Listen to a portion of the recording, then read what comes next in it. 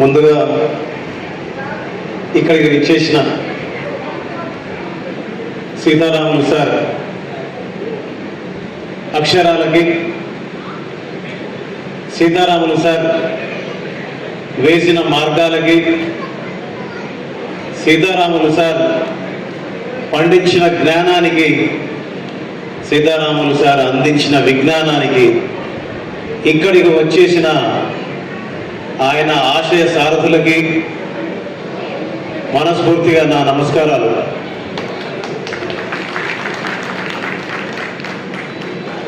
సీతారాములు sir గురించి మాట్లాడుకోవడం అంటే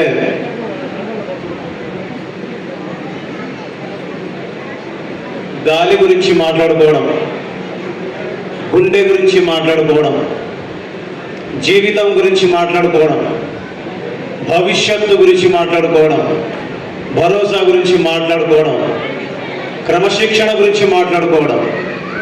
ఎన్ని పదాలు చెప్పను ఈ పెదాలతో, ఎన్ని పాటలు పాడను ఆయన గురించి చెప్పడానికి ఈ పెదాలతో, ఎన్ని అక్షరాలను నిర్మించను ఆయన గురించి చెప్పడానికి. ఆయన మీ ముందు నిలబడి మాట్లాడుతున్న బీచ్కి తెలుగు భాషని పరిచయం చేసిన వారు. ఆయన మనమందరం ఇక్కడ కూర్చొని మాట్లాడడానికి స్ఫూర్తిని, ప్రేరణని ఇచ్చిన వారు. ఆయన ఈరోజు మనమందరం మన కుటుంబ సభ్యుల ముందు, మనమందరం మన ఊళ్ళ ముందు, మనమందరం మన ఊళ్ళో ఉన్న పెద్దవాళ్ళ ముందు నిలబడి గర్వంగా మాట్లాడడానికి, గొప్పగా చెప్పుకోవడానికి వేసినటువంటి ఒక గొప్ప మార్గనిర్దేశకులు. ఈరోజు మన పల్లెల పేర్లు, మన పేర్లు మన పిల్లల ముందు, ప్రపంచం ముందు సగర్వంగా నిలబడ్డాయంటే ఆయన చూపించిన తొవ్వలో మనం నిలిచాం. కాబట్టి ఇంతమంది సీతారాములు సార్ కుటుంబ సభ్యులమయ్యాం. మనమందరం ఎవరంటే సీతారాములు సార్ కుటుంబ సభ్యులమయ్యాం. మనం అందరం ఎవరంటే సీతారాములు సార్ గ్రామస్తులమయ్యాం. మనమందరం ఎవరంటే సీతారాములు సార్ తోబుట్టువులమయ్యాం. అందుకే సీతారాములు సార్ మనందరికీ చదువు చెప్పిన దగ్గర నుంచి ఈ రోజు వరకు సార్ని పిలుచుకుంటే తప్ప మనకు సంతృప్తి లేదు. ఆయన సార్ని సంబోధించకపోతే మన ఆత్మకి, మన చదువుకి, నేర్చుకున్న విజ్ఞానానికి ఒక సంతృప్తి లేదు. సీతారాములు సార్ సార్ ఎక్కడ ఉన్నారు? సరే,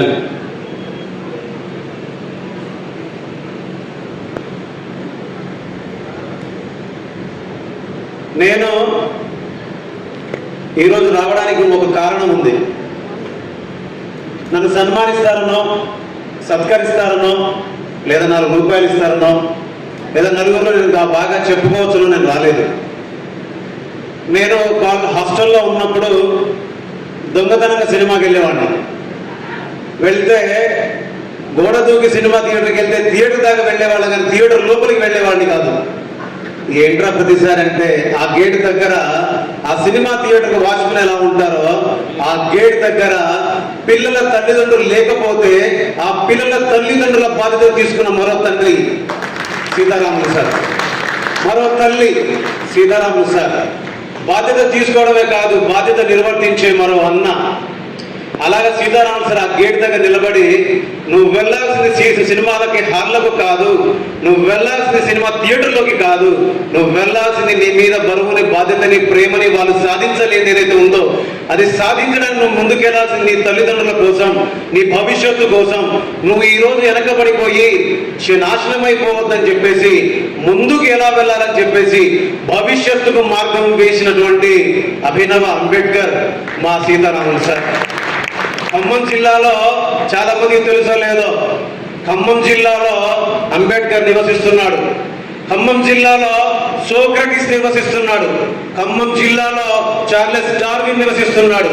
ఖమ్మం జిల్లాలో చాలా మందికి తెలియని ఒక గొప్ప దార్శనికుడు నివసిస్తున్నాడు. ఆ నివసిస్తున్న వ్యక్తి దగ్గరికి వెళ్ళి కాసేపు మీరు మాట్లాడి, కాసేపు మీరు ఆయనతో కలిసి 4 సంభాషణలు చెప్పినా, 4 ప్రశ్నలు వేసినా మీ జీవితానికి సరిపడా, మీ భవిష్యత్తుకు సరిపడా మీ ప్రశ్నలకి సమాధానాలు దొరుకుతాయి. అలాంటి సమాధానాలు ఇవ్వగలిగినటువంటి సజీవంగా సంచరిస్తున్నటువంటి దేవుడు సీతారాములు సార్. నేను చెప్పే మాటలు పెద్దగా ఉండొచ్చు, కొంచెం అతిగా ఉండొచ్చు, కొంతమంది నచ్చకపోవచ్చు, కానీ ఖచ్చితంగా సీతారాములు సార్ దగ్గర పనిచేసే, సీతారాములు సార్ దగ్గర కలిసి పనిచేసిన, సీతారాములు సార్ దగ్గర చదువు నేర్చుకున్న ప్రతి విద్యార్థికి నేను చెప్పేది అది అనిపించదని నేను నమ్ముతున్నా. ఇది నిజమే కదా? మీరందరూ ఒప్పుకుంటారు నాతోటి? ఇవన్నీ చెప్పడానికి కారణం ఏంటంటే, మా ఇంట్లో నుంచి నేను, మా బావగారి అల్లుడు సీతారాం గారు ఇవాళ ఖమ్మంలో పెద్ద కార్డియాలజిస్ట్ అబ్బాయి, మా తమ్ముడు. నేను ఈ వేదికకి ఎందుకు వచ్చానో మీకు చెప్తానన్నాను కదా సార్. నాకు గుర్తుంది, ఈ ప్రపంచానికి తెలియాలి, ఇక్కడ ఉన్నది ఒక 200 మంది కావచ్చు, కానీ ఇక్కడ ఉన్నది మీరు సృష్టించింది 200 వ్యవస్థలు, ఇక్కడ మీరు నిర్మించింది 200 సామ్రాజ్యాలు, ఇక్కడ రాని వాళ్ళందరూ ఎంతో మంది ఉన్నారు. ఇలా చెప్పుకుంటూ పోతే ఎన్నో దేశాలను, ఒక్కొక్క దేహాన్ని ఒక్కొక్క దేశంగా నిర్మించినటువంటి వ్యక్తి మా సార్. ఆ సార్ కోసం వచ్చి ఈ భీమ్స్ అనే వ్యక్తి ఏం చెప్పాలనుకుంటున్నాడు? సార్, నేను 5వ తరగతిలో మీ దగ్గర చదువుకుంటున్నప్పుడు నేను సరిగ్గా చదవకపోతే నేను హాస్టల్ బయటికి వెళ్ళి ఒక చెట్టు పైకి ఎక్కి పాటలు పాడుతుంటే, చెట్టు మీదకి ఎక్కి పాడి ఏం చేస్తావురా, హాస్టల్లో చదువుకోవాలని చెప్పేసి నన్ను వంగబెట్టి 4 గుద్దులు గుద్దారు, నన్ను బెత్తంతో కొట్టారు. కొట్టిన తర్వాత నేను అన్నాను, నేను ఒక బూతు మాట వాడాను, నాకు తెలియదు. అందుకే వారి అమ్మగారిని నేను బూతు మాటతో సంబోధించాను. అప్పుడు సార్ మనసు ఎంత కలిసిపోయి ఉంటుంది. అమ్మనంటే ఎవరైనా బాధపడతాం కదా మనం. అలాంటి తండ్రికి, అలాంటి గురువుకి సరే నేను చేసిన తప్పు నేను తెలుసుకున్నాను, అందుకే ఈరోజు మీ దగ్గరికి వచ్చాను. ఈ సమాజంలో మీరు సృష్టించిన ఈ సమాజం కాదు, మీరు సృష్టించిన ఈ సమాజంలో వాళ్ళందరి ముందు నన్ను క్షమించండి.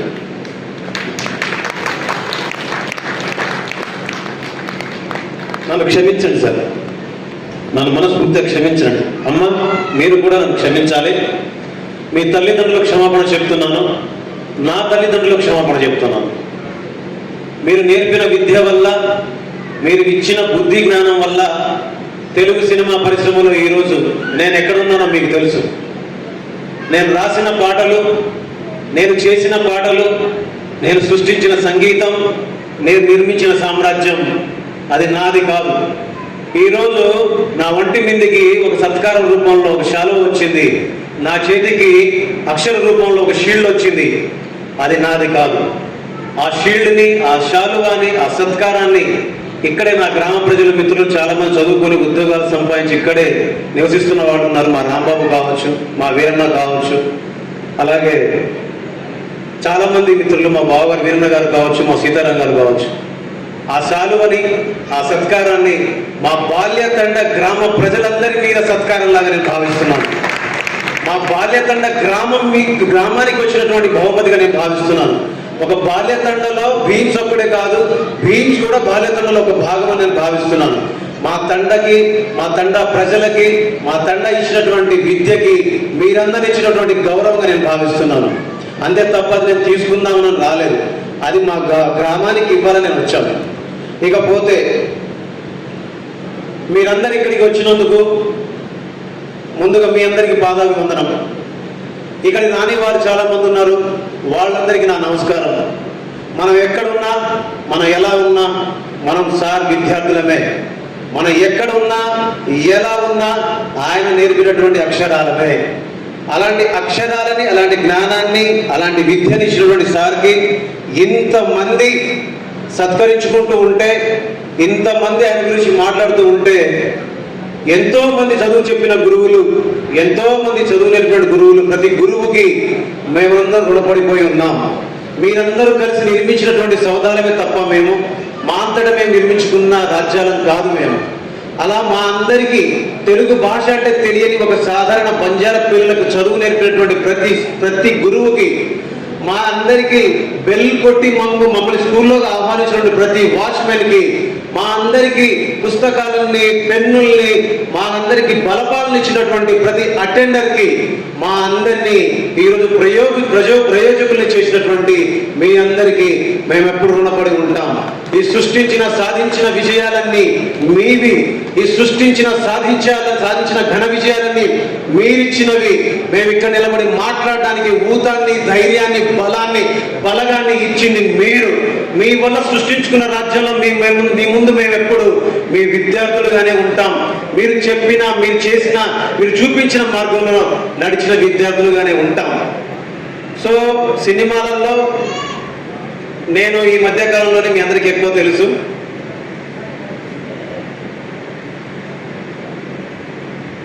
నాకు తెలిసి మీ అందరికీ తెలుసు అనుకుంటున్న పాట. ఈరోజు పాటలు పాడాలనుకున్నా నేను. మీ అందరికీ బోరు కొడుతుందంటే నాకు చెప్పండి, నేను ఆపేస్తాను. మీ అందరికి బోరు కొడుతుందంటే ఆపేస్తాను. ఆకలిస్తుందా? ఈరోజు ఆకలి కోసం రాలేదు మనం. ఇన్నాళ్ళు ఆకలి కేకలు ఏవైతే ఉన్నాయో వాటిని మనం పూర్తి స్థాయిలో సాధించుకున్న వాళ్ళం. ఇన్నాళ్ళు అజ్ఞానం ఏదైతే ఉందో వాటిని పూర్తి స్థాయిలో జయించిన వాళ్ళం. ఇన్నాళ్ళు నిరక్షరాస్యత ఎక్కడైతే ఉందో అక్కడ అక్షరాస్యతను వెలిగించిన వాళ్ళం మనం. వాటర్ షెడ్ పథకంతో, అక్షర దీపం పథకంతో రారా అన్న స్వామి రంగనామాను రారా చదువుకుందాం బడికి పోదాము రారా అని సార్ పాట పాడుతుంటే చాలా మంది కూలి పని చేసేవాళ్ళు, కర్షకులు, చాలా మంది చదువు రాని వాళ్ళందరూ చదువుకోవాలనే ఒక ఆశని, ఆకాంక్షని వాళ్ళు కలుగజేశారంటే అంతటి గొప్ప దివ్య శక్తిని ఆ దేవుడు మనకి ఇచ్చాడో లేదో, ఆ దేవుడు ఉన్నాడో లేదో మనకు తెలియదు. కానీ మన ముందు సజీవంగా సంచరిస్తున్నటువంటి దేవుళ్ళు, గురువులు, మన తల్లిదండ్రులు. అలాంటి తల్లిదండ్రులందరికీ, అలాంటి గురువులందరికీ నా నమస్కారం, ధన్యవాదాలు, పాదాభివందనం.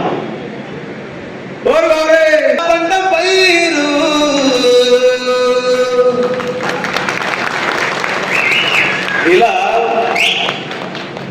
అమ్మను స్మరించుకోవడం, పల్లెను స్మరించుకోవడం, గురువులు స్మరించుకోవడం, అదే వాళ్ళు మనకిచ్చిన విద్య, అదే వాళ్ళు మనకు నేర్పిన బుద్ధి, జ్ఞానం, అదే వాళ్ళు మనకు ఇచ్చినటువంటి గొప్ప సంపద. ఇలాంటి పాటలు చేయడానికి స్ఫూర్తినిచ్చిన మా అమ్మ ఇక్కడే ఉందనుకుంటా. అమ్మా, థ్యాంక్ యూ సో మచ్ అమ్మా. అలాగే నన్ను చూస్తే మా ఊళ్ళో చాలా మంది బీమ్స్ గార్డ్ వస్తున్నాడని చాలా మంది అమ్మాయిలు పారిపోతున్నారు.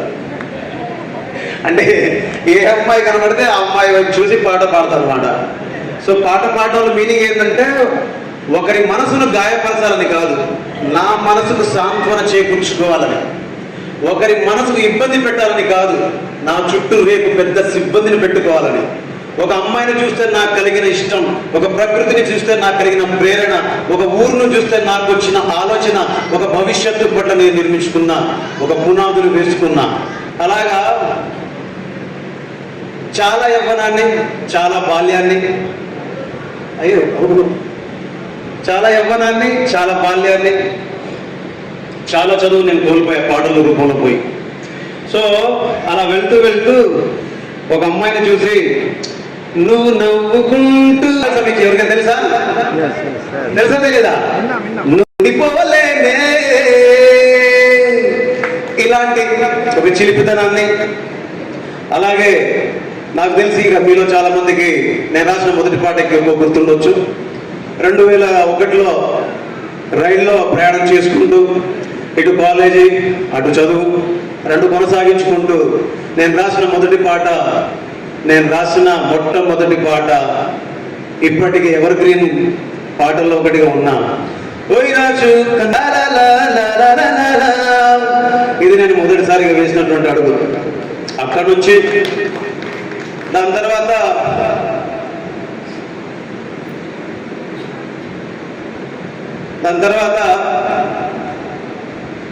కరోనా వచ్చినప్పుడు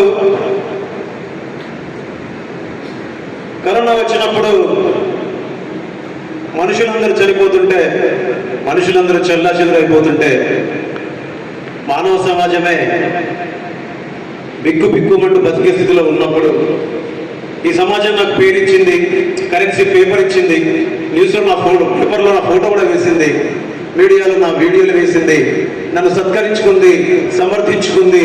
వాళ్ళ ప్రతినిధిగా భీమ్స్ అనేవాడు అక్కడ ఉండి పాట పాడితే మేము వినాలని కోరుకుంది. అలాంటి గొప్ప సమాజాన్ని నేను ఇవ్వాలి అని అనుకున్నప్పుడు వెళ్ళిపోతావురా మనిషి తప్పు కదరా. ఇవాళ మన ఇళ్లలో, మన ఊళ్ళల్లో, మన పొలాలలో మీకు నిజం చెప్తాను. చివరిగా నేను కొన్ని విషయాలు చెప్పాలి, నన్ను క్షమించాలి. ఇంకొక 2 నిమిషాలు ఇస్తాను కరెక్ట్గా. ఏ ఊరైతే మనకు ఊపిరి పోసిందో, ఏ అడవి అయితే మనకు విజ్ఞానానికి, మన రిజర్వేషన్లకు పాటుపడిందో, ఇలా ఆ ఊళ్ళో, ఆ మట్టిలో, ఆ పొలంలో యూరియా, ఎండోసల్ఫాన్ తోటి ఇలా గడ్డిని కూడా చంపే మందులు వచ్చినాయి. ఇవాళ అడవి అంతరించిపోయే స్థితికి వచ్చింది. అడవిలో జంతువులు కానరాలు కనిపించట్లేదు. ఇవాళ మనము, మన పిల్లలు, మన డబ్బులు, మన ఎదుగుదల, మన భవంతులు, మన కొట్లాటలు మన భూముల మీదనే మనం పెట్టుబడి పెట్టి, వాళ్ళ మీదనే మనం సోయి పెట్టిందో, మన శ్రమంతా, మన ధ్యాసంతా దాని మీద పెట్టి, ఏ గాలి అయితే మనకు కూడి పెట్టిందో, ఏ అడవి అయితే మన జీవనం నేర్పిందో, వాళ్ళు దాన్ని మర్చిపోతున్నాం. దానికోసం పాటుపడాలని, దాని ద్వారా లబ్ధి పొందిన మీ అందరికి నేను రిక్వెస్ట్ చేస్తున్నాను. అందుకే నేను రాసా ఈ పాట. ఇంటి మీద వాలే పురక బిడ్డలు ఏమి సేలల్లో వాలే కలిసి మెలిసి అరే ఉన్నన్నాళ్ళు కొంత తెలిసి. ఇది సమాజానికి నేను సమర్పించిన నా పాట. ఇంతటి జ్ఞానాన్ని, ఇంతటి సమయాన్ని, ఇంతటి జీవన వైవిధ్యాన్ని, ఇంతటి స్థాయిని అందించిన ప్రతి గురువుకి, ప్రతి తల్లిదండ్రులకి, ఈ సమాజానికి, ఎస్పెషల్గా నా కోసం నా పిచ్చిని, నా ఎదని భరించిన నా అక్క, మా బావకి, మా అన్న, మా వదినకి, మరీ ముఖ్యంగా తెలుగు ప్రేక్షకులందరికీ భీమ్స్లో ఉండాలని కోరుకున్న ప్రతి ఒక్కరికి శిరస్సు వచ్చి పాదాభివందనం చేస్తూ, సమయం తక్కువ ఉన్నందున ముగిస్తున్నాను. ధన్యవాదాలు.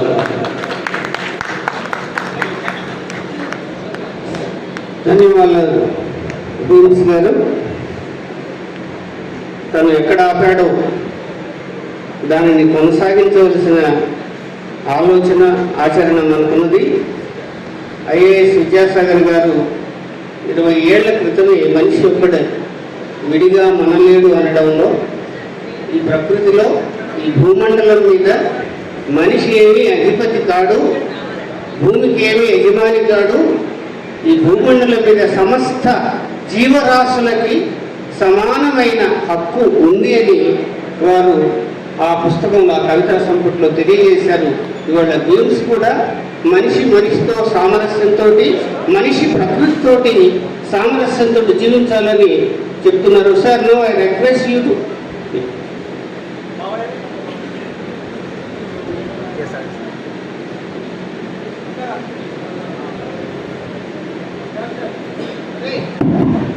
డాక్టర్ వీరన్న గారు, వారి సత్యమణి గారిని ఇరువురిని కూడా వేదికపైకి రావాల్సిందిగా ఆహ్వానిస్తున్నాము. భీమ్స్ గారి అక్క, బావ గారు, వారిని వేదికపైకి ఆహ్వానిస్తున్నాము.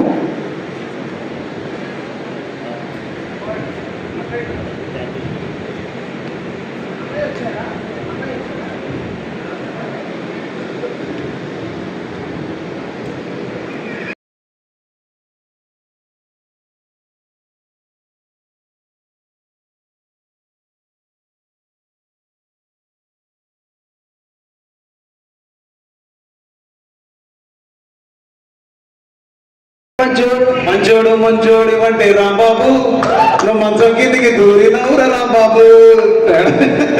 మా బాబాయ్ ఎప్పుడు హాస్టల్లో ఉన్నప్పుడా?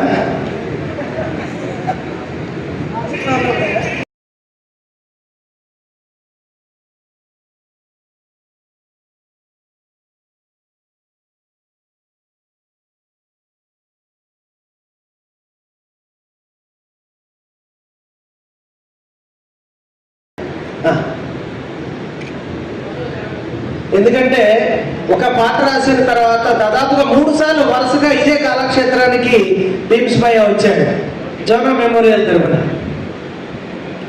స్టూడియో మా రాజకుమార్ గారు కూడా ఇక్కడే ఉన్నారు మా కలవడానికి. వెంకీ సుధాకర్ గారు కూడా ఉన్నారు కళాకారులు. ముఖ్య